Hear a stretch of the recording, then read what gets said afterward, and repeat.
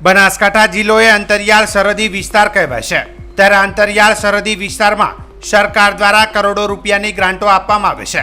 જોકે મોટા ભાગે કોન્ટ્રાક્ટર અને અધિકારીઓની મિલીભગતથી હલકી ગુણવત્તાની કામગીરી કરી ભ્રષ્ટાચાર આચરતા હોવાની અવારનવાર રાવ ઉઠતી હોય છે।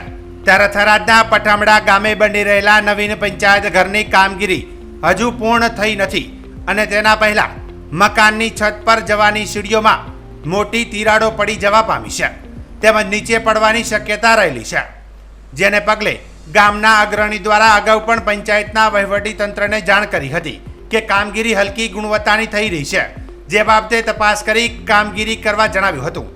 ત્યારે આજ રોજ મોટી તિરાડો દેખાતા ગ્રામજનો પંચાયત પાસે આવી પંચાયતના કર્મચારીઓને જાણ કરાતા તાત્કાલિક સાઇટ પર પહોંચી ગ્રામજનો સાથે ચર્ચા કરી હતી। પઠામણા ગામના અગ્રણી ભમરાજી વાઘેલાએ જણાવ્યું હતું કે ગામમાં નવીન પંચાયત ઘર બની રહ્યું છે, જે બને તે પહેલા સીડી તૂટી ગઈ છે।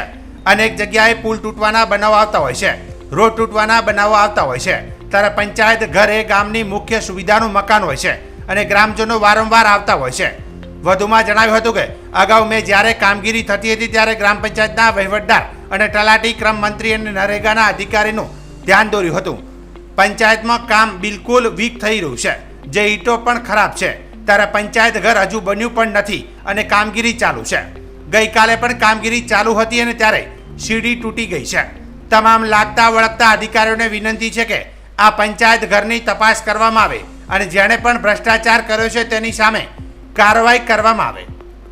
પઠામડા ગ્રામ પંચાયતનું પંચાયત ઘર બની રહ્યું છે, તો અહીંયા હજી પંચાયત ઘર બને એના પહેલાં સીડી તૂટી ગઈ છે।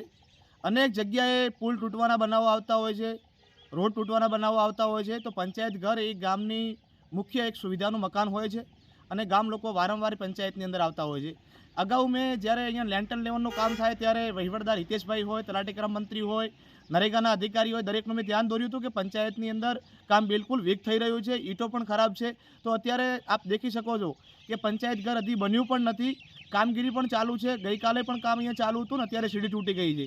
તમામ લાગતા વળગતા અધિકારીઓને મારી એક જ નમ્ર વિનંતી છે કે આ પંચાયતનું જે કંઈ ટેકનિકલ એન્જિનિયરિંગ તપાસ કરવામાં આવે અને જે ક્યાં ભ્રષ્ટાચાર કર્યો છે એના વિરુદ્ધમાં કાયદેસરની કાર્યવાહી કરવામાં આવે।